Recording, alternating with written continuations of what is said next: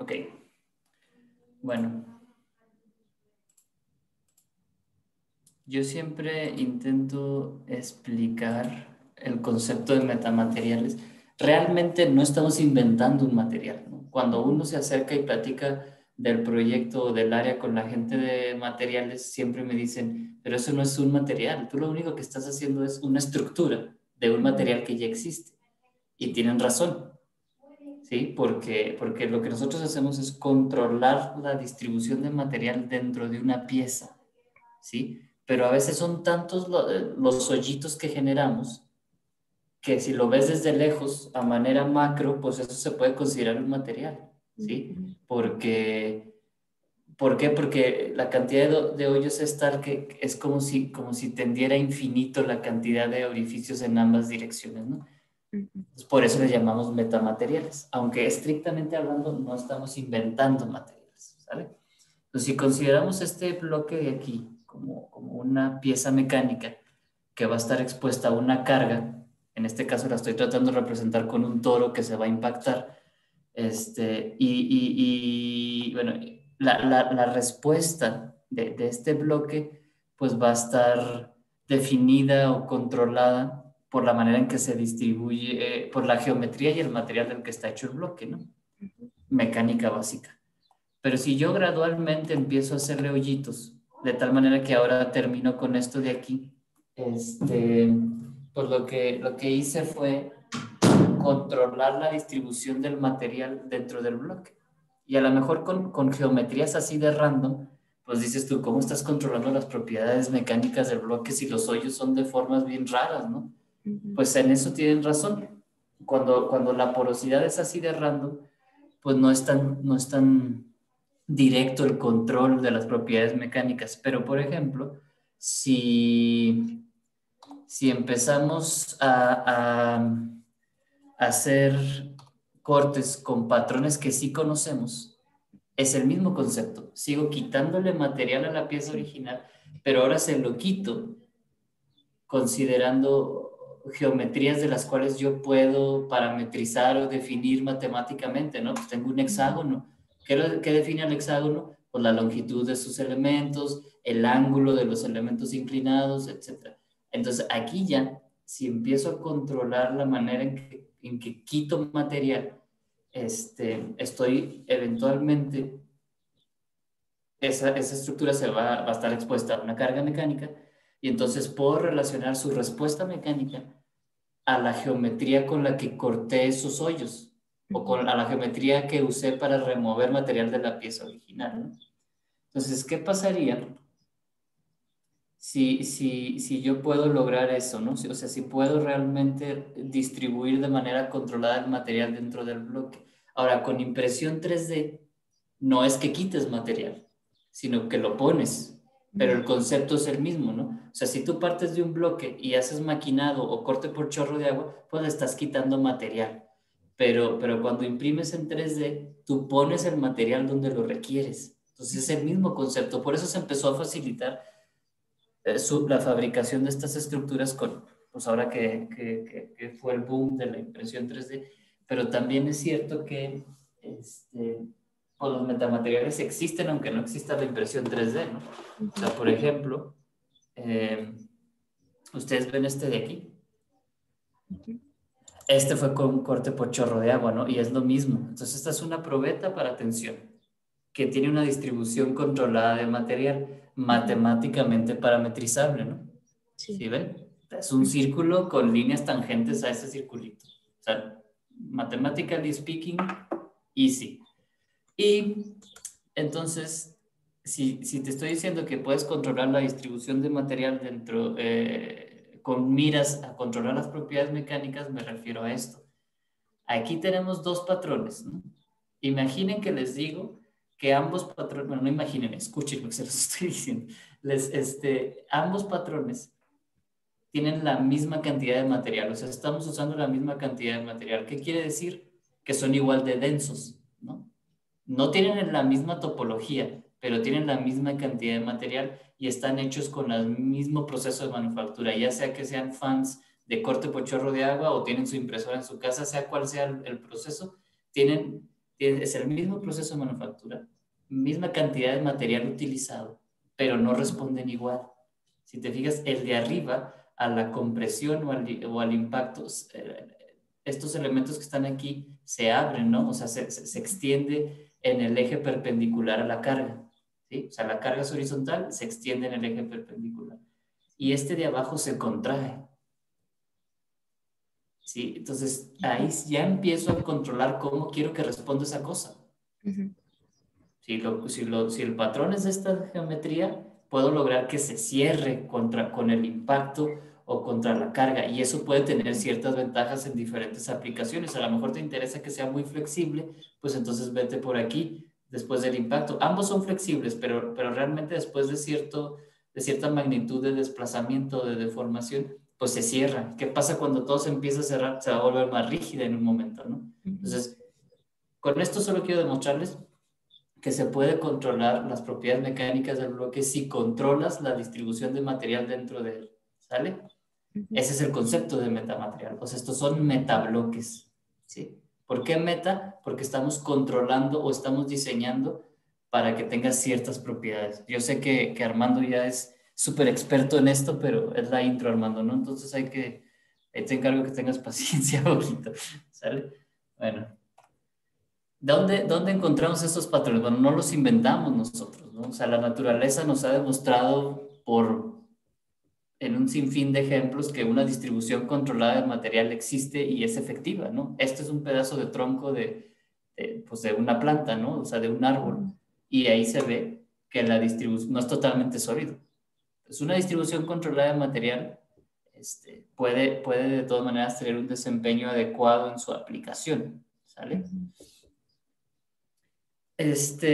Y además ahorras material y ahorras peso, o lo puedes hacer más flexible, etcétera, etcétera.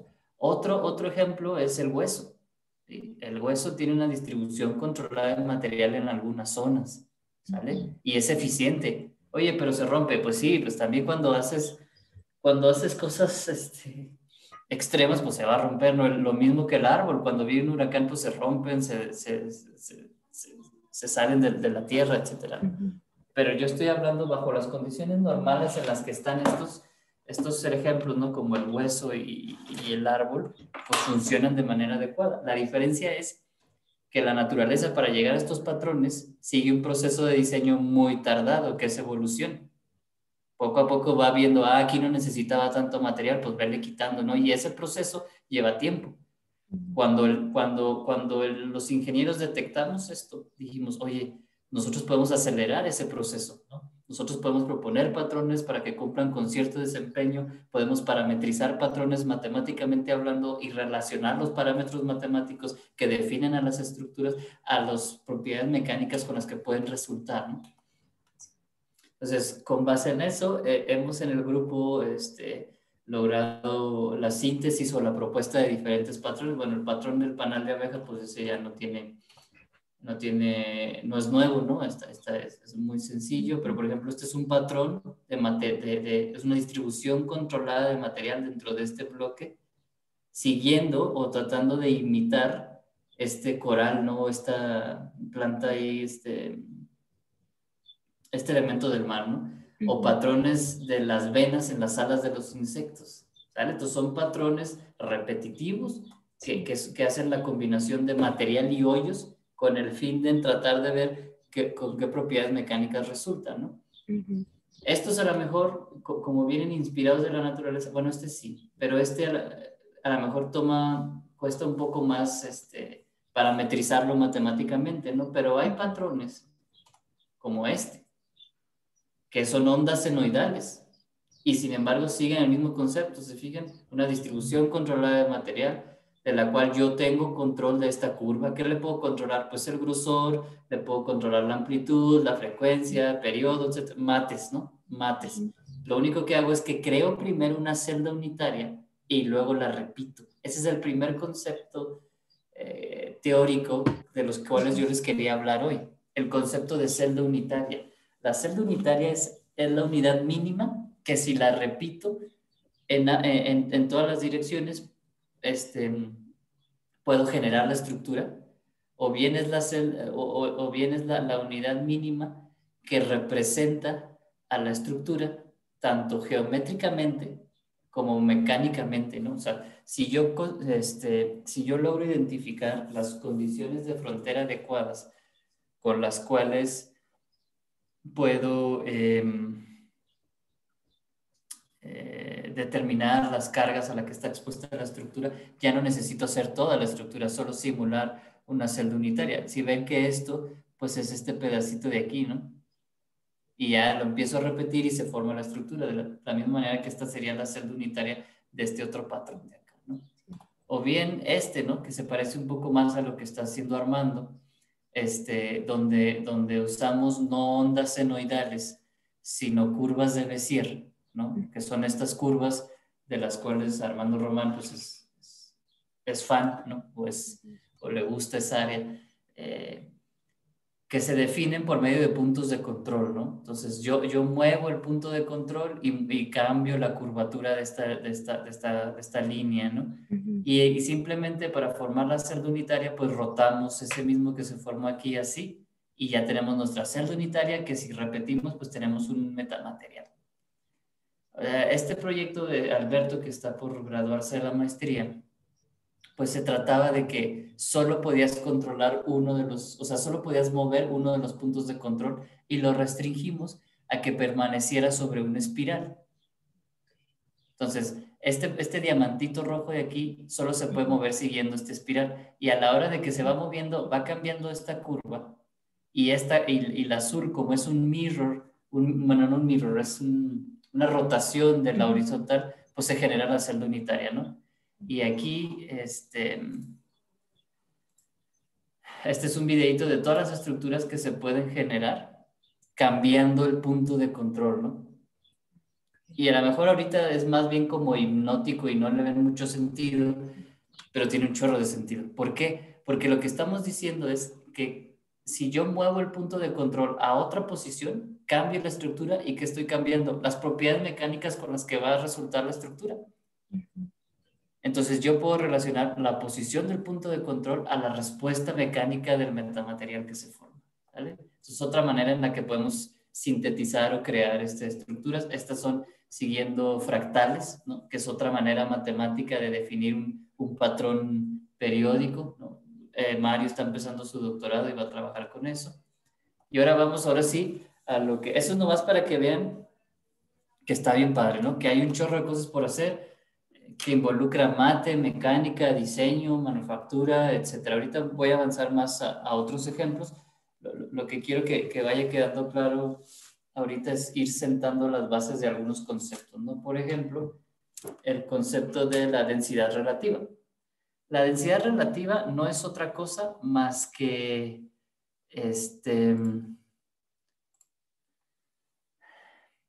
que me dice qué tan poroso o qué tanto material estoy usando, un metamaterial. O sea, es conocida como el volume fraction, o sea, la fracción de volúmenes, ¿no? Y utilizamos la letra griega ρ con un techito arriba. ¿Sí? Así defino yo la densidad, bueno, es más bien la variable que utilizo para densidad relativa. Entonces dijimos que es el volume fraction, que sería el volumen del sólido sobre el volumen externo. Y ahí va voy a explicar más a detalle esto, ¿no? ¿Qué me refiero con el volumen? ¿Qué pasaría si el volume fraction es igual a 1? ¿Qué me querrá decir que el volume fraction es igual a 1? ¿Qué se les ocurre?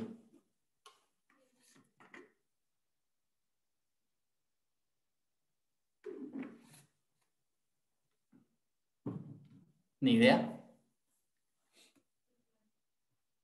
O matemáticamente, olvídate del volume fraction. Matemáticamente, ¿qué pasa con BS y BC para que sea igual a 1?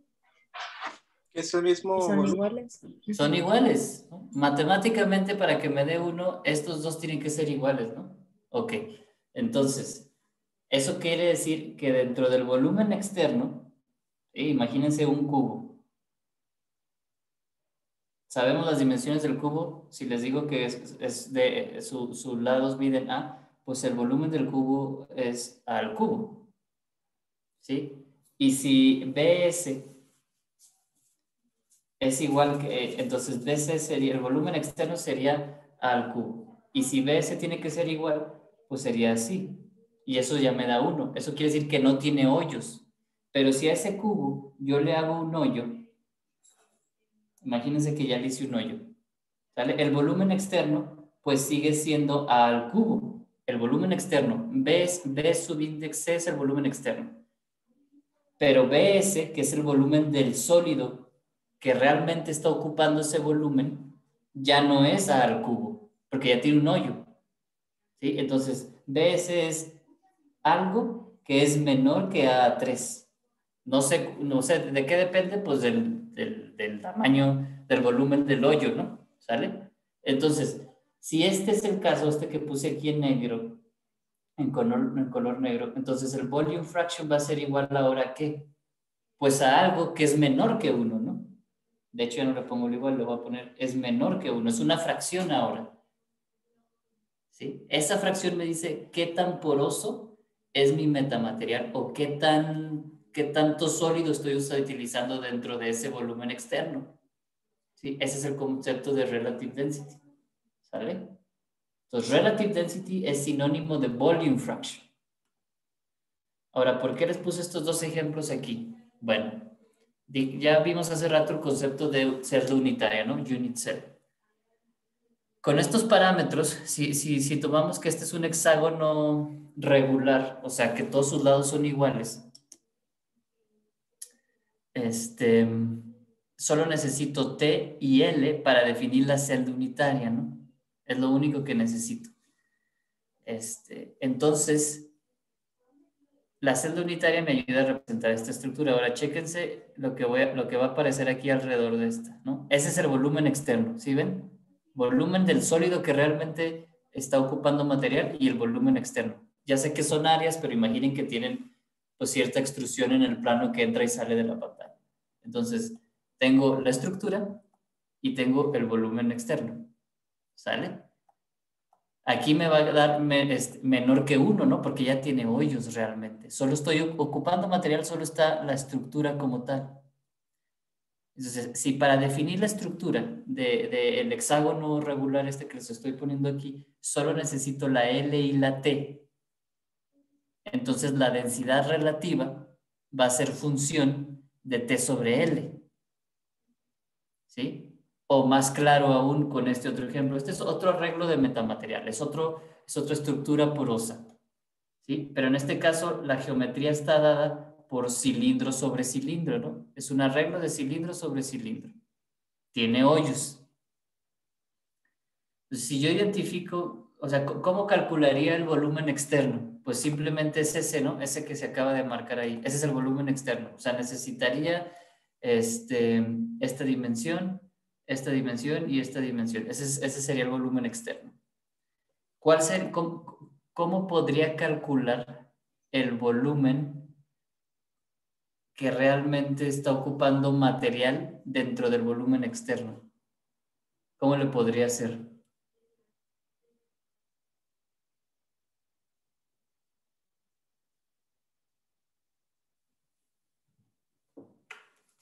¿Cómo calculo el volumen de esto que estoy viendo aquí? ¿Qué se les ocurre que puedo hacer?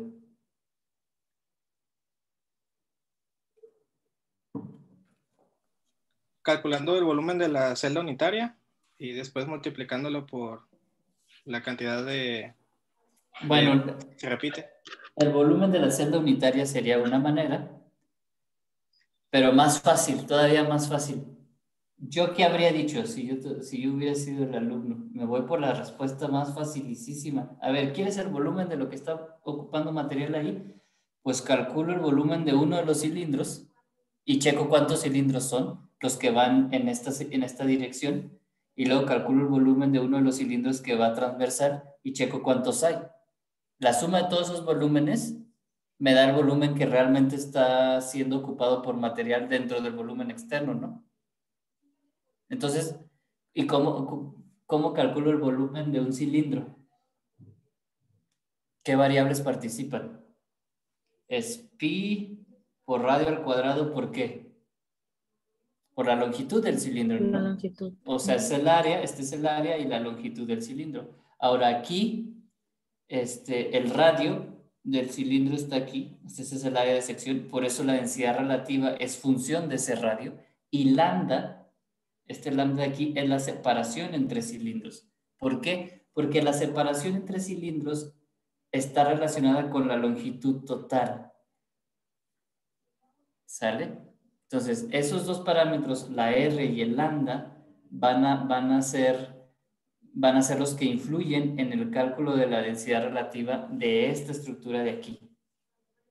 ¿Sí? Y ahorita vamos a ver por qué es importante calcular la densidad relativa de las estructuras, ¿sí? Porque no es nada más por entretenernos un rato. Ahorita les voy a explicar por qué es importante.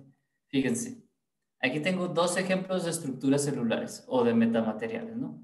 La de arriba, cuando la estiro, cuando está expuesta a tensión, los elementos inclinados se doblan. ¿Sí? Aquí se ve, se alcanza a ver que este estaba aquí recto y cuando le apliqué la carga, este se dobla. ¿Sí? O sea, lo estoy tratando de representar aquí. O sea, los elementos inclinados con respecto a la dirección de la carga responden en flexión. Aquí los elementos paralelos al eje de la carga responden en tensión. Entonces tengo dos tipos de metamateriales. Tengo los que son bending dominated, o sea que sus elementos responden a flexión, y tengo los que son stretch dominated, que sus elementos responden a tensión. ¿Ok?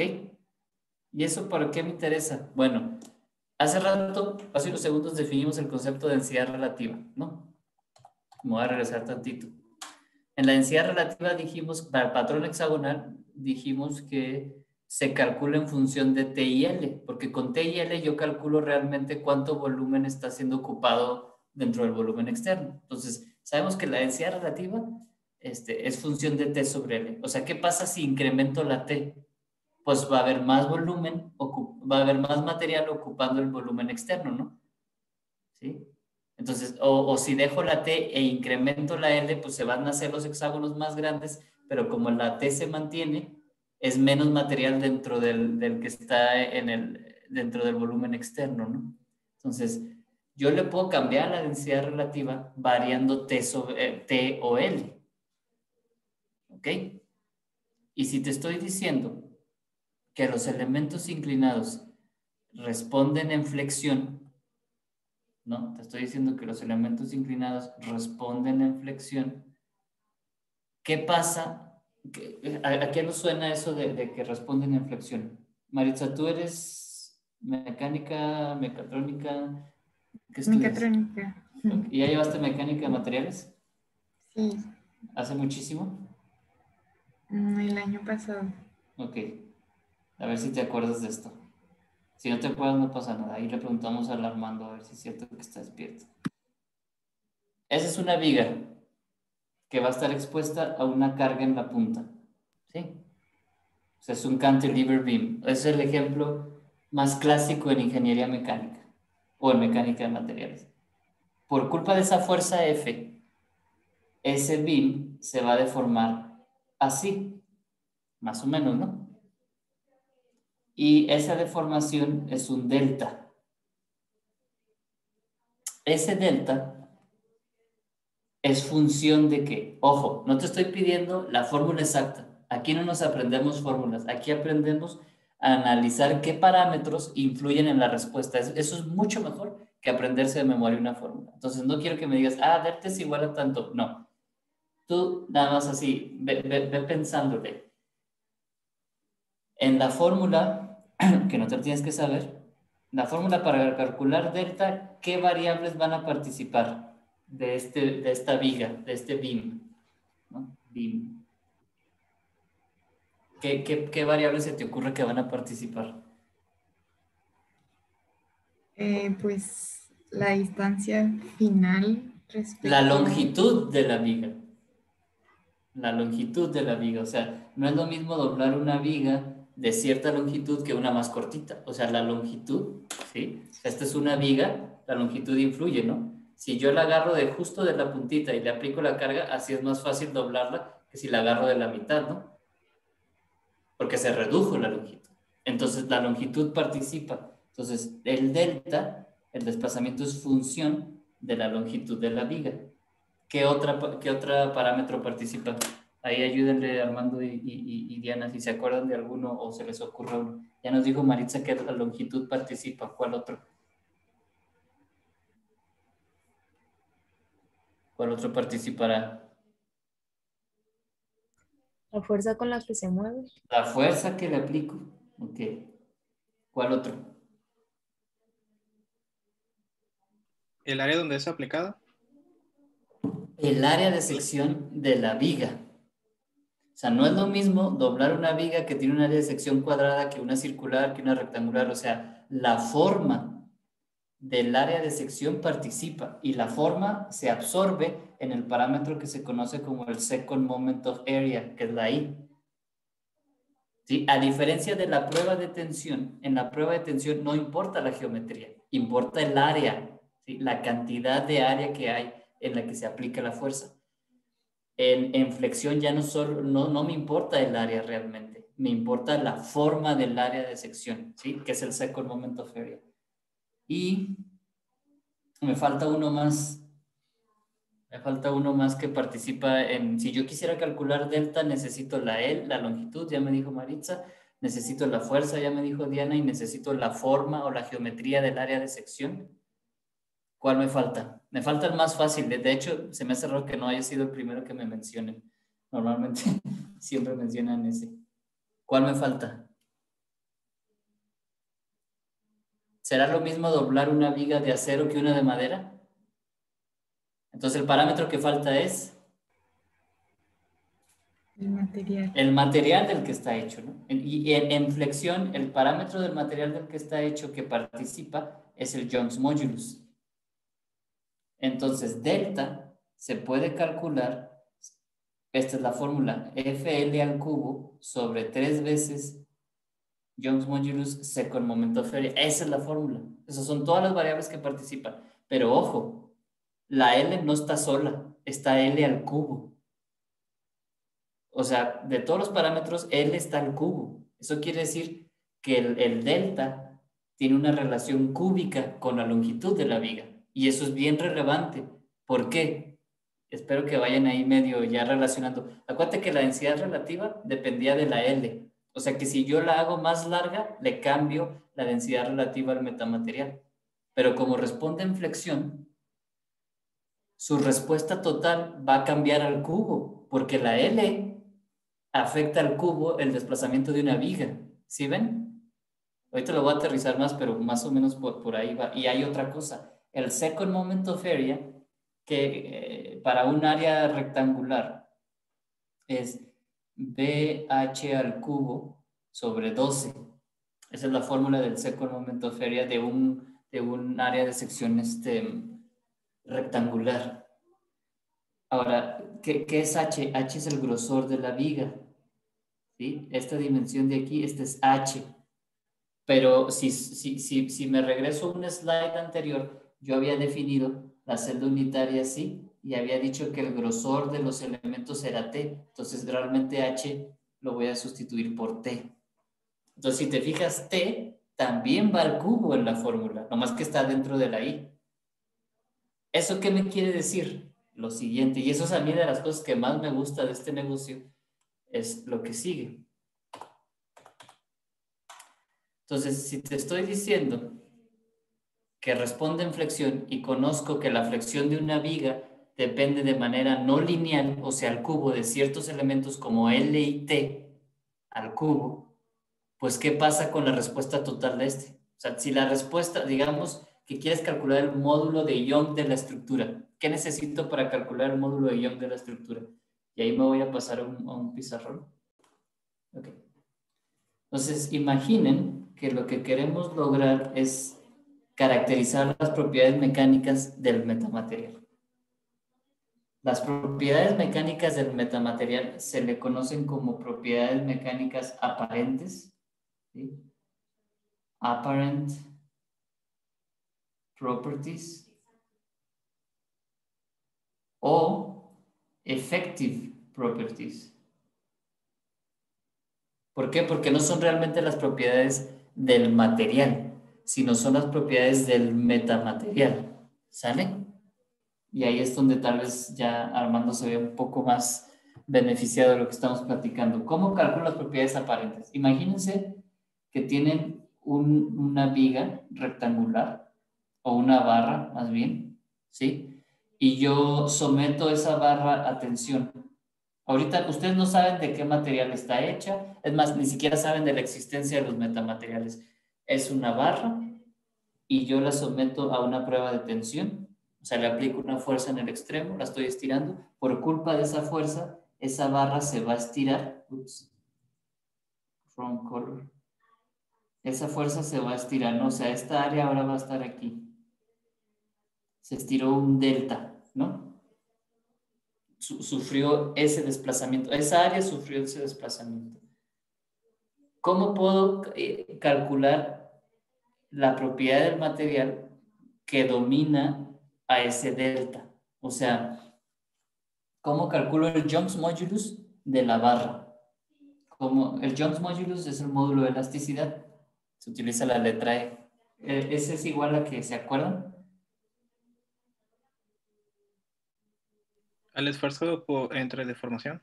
Esfuerzo entre deformación. ¿Por qué? Porque el Young's modulus es en una gráfica esfuerzo de formación, el Young's modulus es la parte lineal, ¿no? De las respuestas. Es este slope, entonces, esfuerzo entre deformación me da el Young's modulus. ¿Sí? ¿Cómo saco el esfuerzo? De ese ejemplito que estoy haciendo. Si les digo que esta área tiene de dimensión A. A es diferente al delta, ¿no? De hecho, no voy a poner aquí este símbolo, si no nos vamos a confundir. Voy a poner este delta atrás. ¿Cómo calculo el esfuerzo? Basic Mechanics. Fuerza entre área, en este caso A. El esfuerzo es la fuerza aplicada entre el área en la que la estoy aplicando. Entonces, lo conozco, ¿no? Porque yo estoy aplicando la fuerza y ya medí el área de la barra. ¿Cómo calculo la deformación? La deformación es igual a ¿qué? Al desplazamiento de esa área sobre la longitud original que medía la barra. Esa es la deformación, ¿no? Y si divido estos dos, el strain y el stress, pues me da el Young's modulus. Young's modulus. Si yo te digo que la barra está hecha de aluminio, ese Young's modulus que acabo de calcular va a ser igual al Young's modulus del aluminio. ¿Sí? Ok. Pero si te digo que no sé de qué está hecho la barra, imagínate, vamos a tratar la barra como una black box, una caja negra. No sé de qué está hecho. Y yo hago este mismo procedimiento que ven ahí en el pizarrón.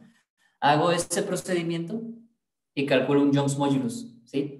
Entonces llegas conmigo y me dices, mira aquí está el Young's modulus de la barra que me prestaste. Y yo, a ver, préstamela. Imagínate que tuviera una cáscara finita la barra y la empiezo a pelar. Y cuando pelamos ya toda la barra resulta que la barra no era sólida, sino que la barra estaba hecha de un metamaterial, o sea, era una estructura la que estaba ahí adentro. Entonces, ese Young's modulus que caractericé no es del material, es del metamaterial. Y cuando ese es el caso, yo cambio el símbolo y le pongo el siguiente. Le pongo entre esos paréntesis picuditos. Este es el apparent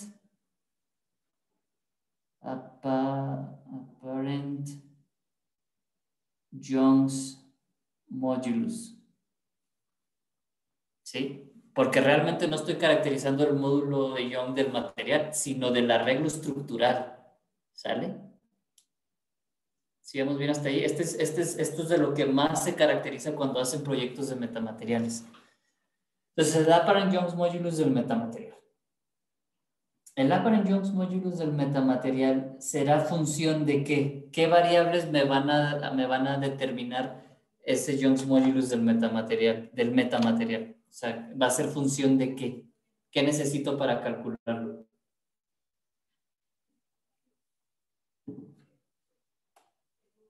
Hay una muy sencilla, muy directa.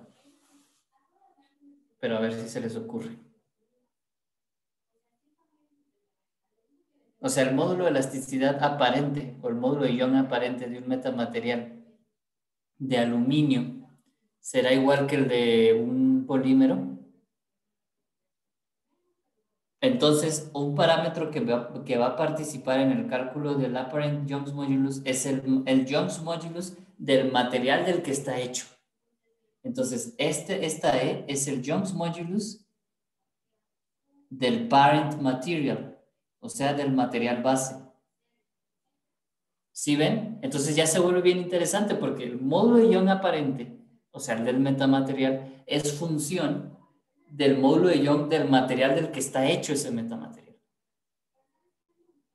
¿Sí? O sea, ahí Armando está haciendo un chorro de simulaciones. Si él le cambia el material para su simulación, el apparent Young modulus ya no le va a dar igual, porque puede ser que sea más rígido o menos rígido el material que está utilizando. ¿Qué otra cosa va a participar? ¿De qué otra cosa depende el apparent Young's modulus? Por ejemplo, imagínense que tienen el arreglo hexagonal, ¿no? El panal de abejas. Imagínense que tienen ahí varias celdas unitarias del panal de abejas dentro de un cubo externo y lo someten a compresión, ¿no? También con compresión puedo calcular el apparent Young's modulus, ¿no? Porque también hay un desplazamiento, hay una longitud original, hay una fuerza sobre un área, etc. Ese metamaterial lo comparo contra este metamaterial, ¿no? Son topologías diferentes y también lo someto a compresión. ¿Irán a tener el mismo apparent Young's modulus? No. Entonces, ¿de qué otra cosa depende? Imaginen que esos dos están hechos del mismo material. Entonces, ¿qué otra cosa participa en el apparent Young's modulus?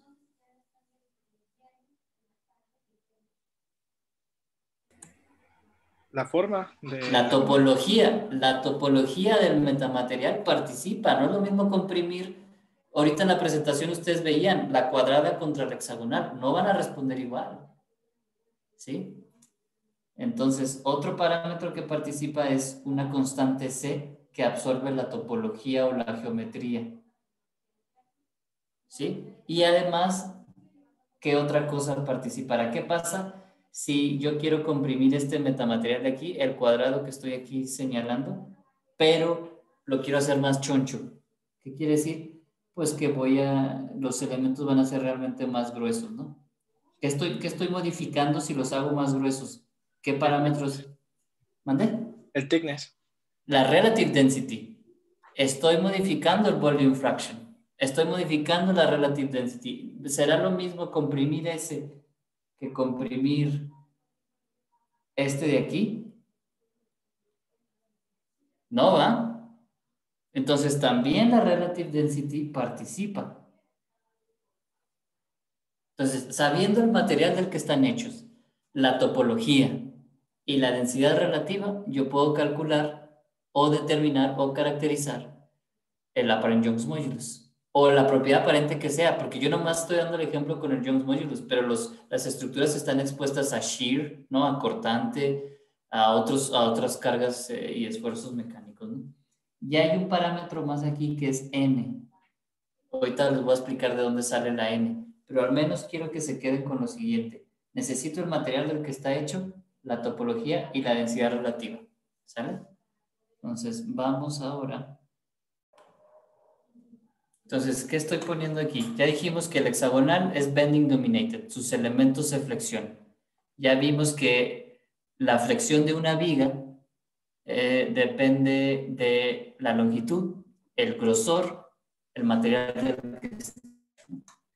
y esos elementos, el grosor y la longitud, afectan a la densidad relativa, ¿no? Vimos aquí hace rato que afectaban a la densidad relativa. Determinan la densidad relativa. Entonces, quiere decir que si yo hago mi arreglo de metamaterial y por alguna extraña razón, a lo mejor por andar de explorador o te sientes ahí muy, muy curioso y dices, pues lo voy a subir a la T. ¿Por qué? Pues porque puedo. Lo voy a hacer más gruesa a la T. Ya le vas a cambiar la propiedad aparente, ¿no? Pero aquí lo interesante es ver que si le cambias a la T a una estructura que es bending dominated, el apparent Young's modulus que está aquí, graficado en el eje vertical, tiene una relación cúbica con la T o con la L. No es lineal, entonces hay que tener mucho cuidado porque si tú le empiezas a mover a los parámetros que definen la estructura, yo, por ejemplo, he visto las estructuras de Armando, ¿no? Que son estos, como estas curvitas. Si las haces más gruesas, seguramente la vas a afectar al cubo, al Young's modulus, ¿sí? Y es importante saber eso porque no sigue una relación lineal, ¿sale? Ah, pues se parecen a estas, por ejemplo, ¿no? Ahorita les voy a explicar otros datos de esto. Aquí ven otra T sobre L, o sea, la densidad relativa, el módulo de elasticidad. Miren, estas estructuras también tienen una relación no lineal entre el módulo de elasticidad aparente y la densidad relativa. ¿Sale? Entonces, si tiene una relación no lineal, déjenme paso al pizarrón. Esa n me determina la no linealidad que hay entre la densidad relativa y el módulo de elasticidad aparente, ¿no? O sea, esta de aquí, si n es igual a 1, pues es lineal la relación. Pero si n es diferente de 1, ya no es lineal. Y ahora tú ya sabes de qué depende que la n sea 1 o que no sea 1. ¿De qué dependerá? ¿De qué dependerá que sea 1 o que no sea 1? Basado en los ejemplos que acabamos de ver. Pues depende de que la estructura responda a flexión o no. Porque si responde a flexión, entonces la relación que tiene a los parámetros que la definen como T y L, pues la afectan al cubo. Entonces N depende del deformation mechanism.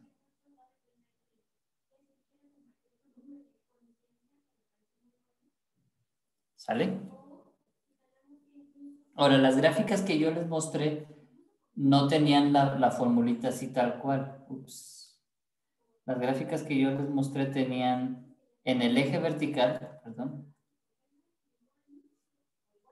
en el eje horizontal tenían la densidad relativa y en el eje vertical tenían el Laplace-Young's modulus dividido entre E. O sea, pasa este para acá dividiendo, ¿sí? Déjenme lo pongo. Pasa este para acá dividiendo. ¿Qué significa eso? Bueno, para empezar, ya es adimensional, porque ambos son Young's modulus. Entonces, el eje vertical ya es adimensional, y eso es una gran ventaja.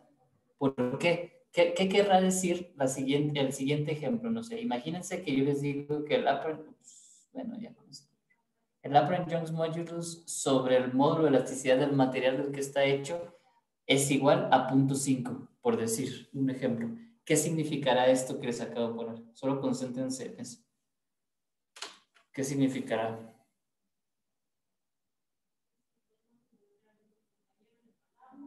Cabílenle un rato, digieran la expresión, a qué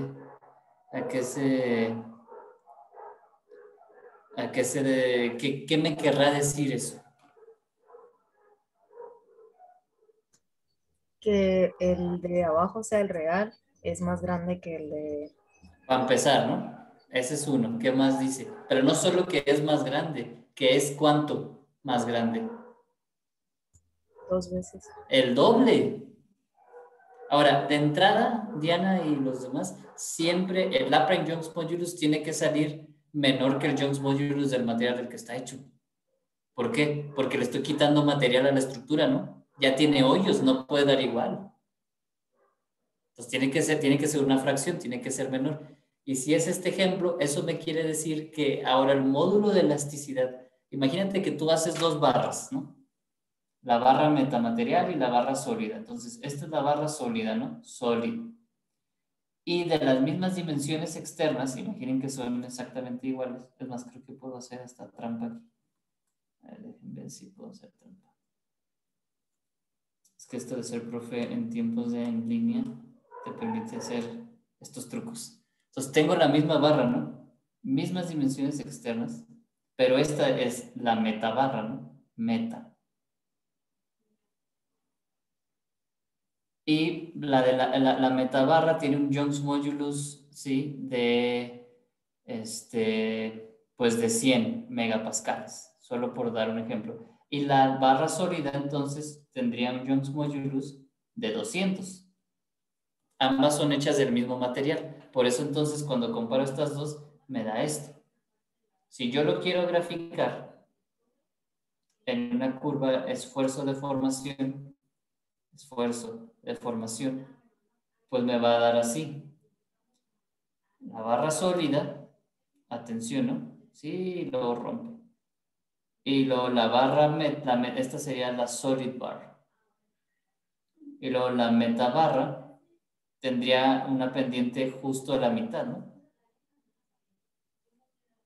¿Sale? Estamos hablando solo de la parte elástica, de la respuesta lineal de la estructura. Pero al menos ya te dio una idea. Ahora, realmente esto es muy alto. O sea, cuando tú comparas el Lagrange modulus de un metamaterial contra el Young's modulus del material del que está hecho, te dan fracciones bien chiquititas. Mira, les voy a enseñar un par de ejemplos. Entonces, aquí que vemos el Lagrange modulus normalizado contra el Young's modulus del material del que está hecho. Y vean las fracciones que obtengo. O sea, lo más alto que voy a obtener es 0.24. Pero realmente andan alrededor de esto. Esa es una ventaja, ¿sí? Que logramos reducir la rigidez, hacemos la estructura más flexible por hacerle hoyos, ¿sale? Eso es con lo que quiero que se queden, que pueden reducir la rigidez de una estructura haciéndole hoyos y pueden controlar todas sus propiedades. Hoy yo solo hablé del Young's modulus, pero hay otros parámetros que participan, ¿sale? Ya nada más para cerrar, para cerrar la presentación que le estaba haciendo a Diana y a Maritza, yo sé que estas son cosas que a lo mejor Armando ya ha visto, pues voy a terminar la presentación, ¿no? Nada más, ya no vamos a ver conceptos teóricos, los podemos ver en una segunda edición o emisión de este programa. Esta es la estructura de cilindro sobre cilindro, ¿no? Tenemos la misma que mostré hace rato, con la diferencia de que aquí no están alineados los cilindros, ¿no? Están como intercalados, y eso hace que cuando tú comprimes esta, ¿sí? Pues también responde en flexión, ¿no? También es bending dominated, también se doblan los elementos, esta es su celda unitaria. Entonces, a veces podemos proponer un modelo analítico, o sea, teoría, 100% teoría, porque yo conozco la mecánica de una viga bajo las mismas condiciones de frontera. Si conozco la mecánica de esto, puedo decir el Lagrange Young's modulus de toda la estructura, y eso fue lo que hicimos en este trabajo. Este fue el trabajo de mi doctorado, por eso tiene un poco más de profundidad, tal vez. Ustedes no se tienen por qué estresar por eso, pero miren, aquí se ve claramente el experimento que sí se doblan, ¿no? Que a manera que va subiendo el esfuerzo, se doblan, sí es bending dominated, ¿no? Eso es un ejemplo. Aplicaciones, pues en el, ¿cómo se llama? En el core de un perfil alar, para controlar que sea más flexible, ¿no? A veces te interesa que tenga cierta compliance la respuesta. Otro proyecto que estamos haciendo es qué pasa cuando el metamaterial pues ya no es un simple cubo o una barra, sino cuando la geometría externa es más compleja como aquí, o como va a ser en el caso de Maritza. Si sigues trabajando en el proyecto del exoesqueleto, ¿no? O algo así era, pues no son cubitos lo que requieres. Tienen geometría externa compleja y ahí pues hay que tomar en cuenta eso, ¿no? Entonces es algo así, ¿no? Está ahí el arreglo celular, el metamaterial, pero pues con una geometría externa más compleja que un cubo o una barra. Entonces, aquí en este video aplicamos carga y descarga, ¿no? Carga y descarga y se logran hacer, y cambiamos los patrones que estamos probando. Entonces, si te fijas, son 3 topologías diferentes. ¿Qué es lo que lográbamos, qué es lo que buscábamos, perdón? Reducir el área que se pinta. O sea, aquí se va hacia arriba, descarga y luego se descarga. Entonces hay una cierta histéresis, ¿no? Hay una cierta área que se pinta en la curva carga y descarga. Pero si yo cambio la topología, esta es la cuadrada, ¿no? Aquí está la relación a colores. Si yo cambio la topología a una senoidal, miren el área cómo se reduce.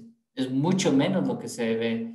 Eso quiere decir que se pierde menos en deformación plástica, ¿sí? Entonces puedo hacer carga y descarga y regresar prácticamente por la misma línea. Si te fijas, las senoidales casi siempre regresan por la misma línea, excepto en el último ejemplo, donde redujimos la amplitud de la senoidal. ¿Se acuerdan cuando presenté la estructura senoidal? Les dije, tú le puedes mover a la frecuencia y a la amplitud y cambias la estructura. Si te vas de izquierda a derecha, pues lo que estás haciendo es, lo que hicimos más bien fue ir reduciendo la amplitud.